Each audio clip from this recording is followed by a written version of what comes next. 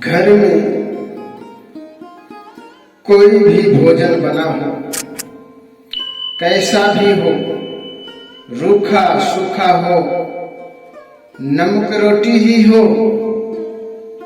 दाल चावल हो या कोई भी अन्य बना हो, उसे प्रेम पूर्वक ग्रहण करना चाहिए।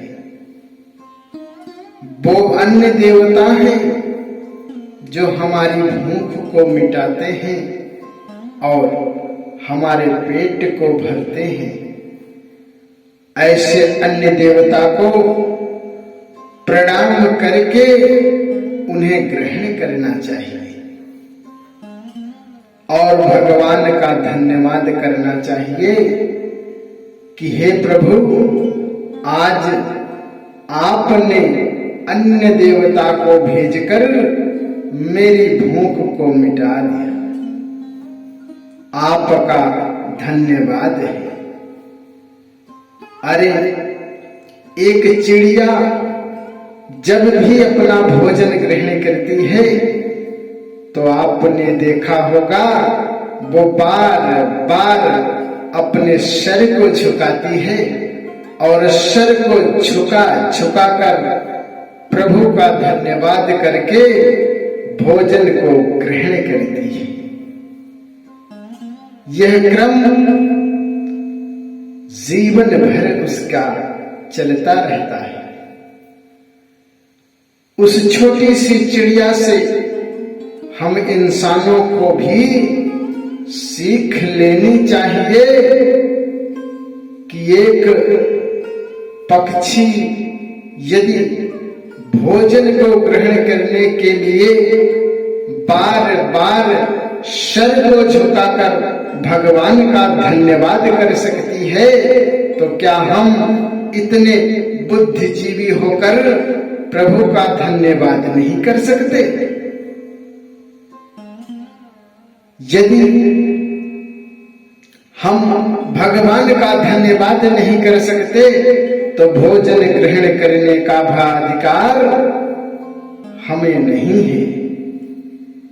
हमें भोजन ग्रहण करने का अधिकार नहीं है यदि हम भगवान का धन्यवाद नहीं करेंगे। हम भगवान का धन्यवाद करके भोजन को ग्रहण करें और भगवान को चाहे सुख हो चाहे दुख हो, प्रभु को याद करते रहें, उनका स्मरण करते रहें। ये जीवन का सत्य है। दुनिया भले ही ना माने, लेकिन अटल और विश्वास को कोई तोड़ नहीं सकता।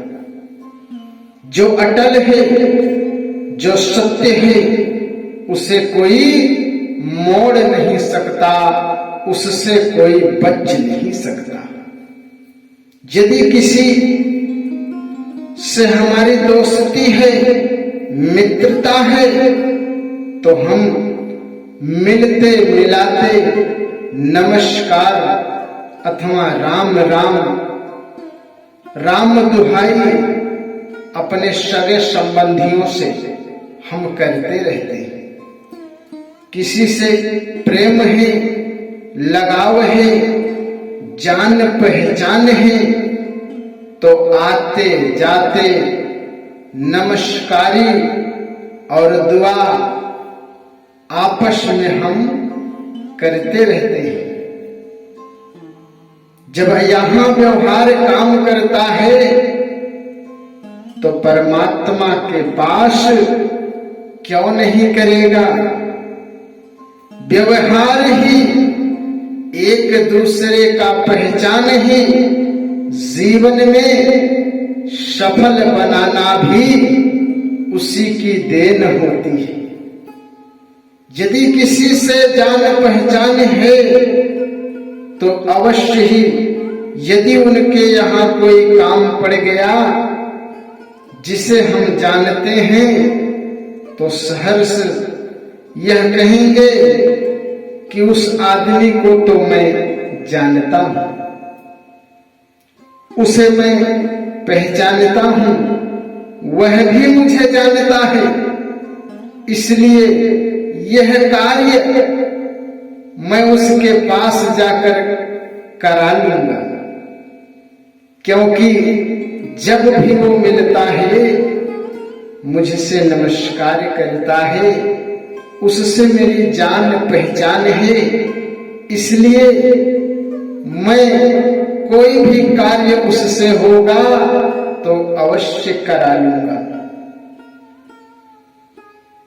क्योंकि उससे मेरी जान पहचान है।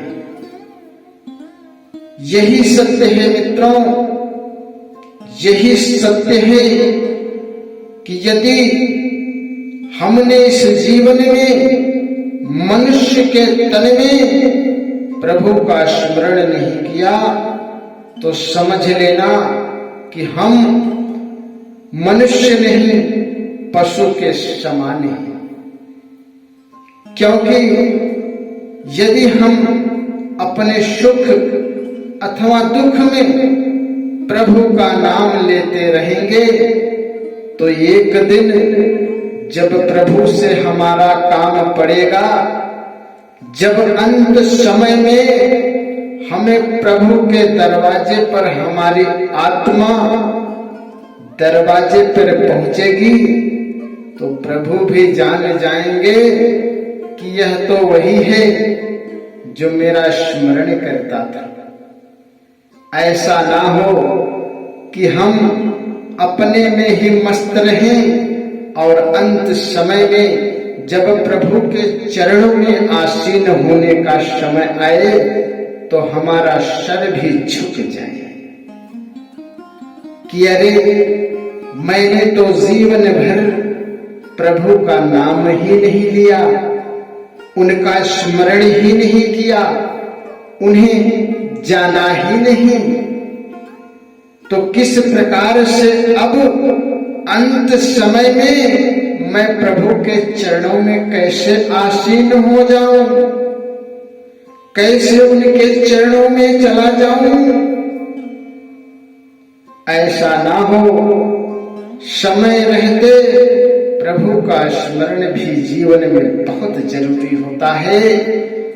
यहां तो हम बच सकते हैं कि चलो कोई भगवान नहीं है, कोई परमात्मा नहीं है, परंतु यदि अंत समय में जब यह शरीर जो 5 तत्वों से निर्मित है, यह शरीर जब यहाँ छूट जाएगी तो आत्मा केवल और केवल परमात्मा के पास ही जाएगी। यदि परमात्मा का नाम हमने इस तन में ले लिया तो अवश्य ही सहर्ष हमारी आत्मा प्रभु के चरणों में आसीन हो जाएगी। इसलिए छोटे से भोजन से हमें धन्यवाद करना चाहिए, प्रभु का नाम स्मरण करना चाहिए और प्रभु के नाम लेने में हमें कोई असुविधा भी नहीं है।